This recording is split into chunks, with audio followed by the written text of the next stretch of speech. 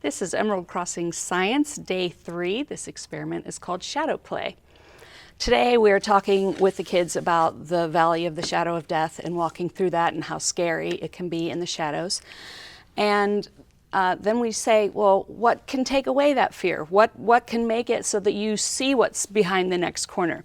And we all agreed it's going to be light.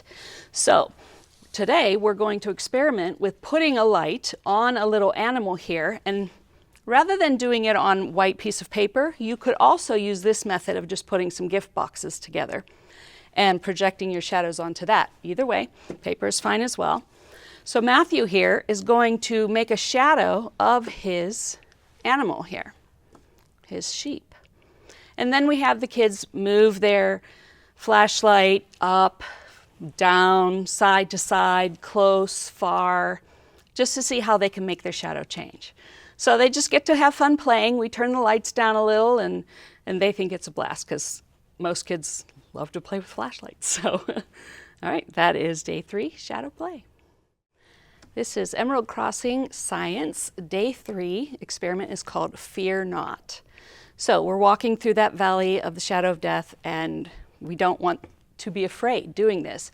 However, sometimes a little fear can be good. It can keep you from walking out in front of a car or falling off a roof. Not that kids would be on a roof, but you never know. So anyways, in this one, we're going to give them just a little bit of fear. And the way that I do this is by telling them, don't worry, you'll be fine in a month or two. Okay? I don't want to scare anyone, I really don't. But you do want to make them uncertain of what's going on, because that's what this is about. It's learning to trust God, that you do not have to be afraid of this. So I have a sack here. I have these little red ones. You could just use a brown paper bag. You could use any kind of device you have. Instruct the kids not to look inside, and they have to feel around in there and see if they can identify things and then find which one could hurt them.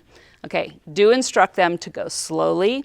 Don't push hard on anything until they find out what is in there.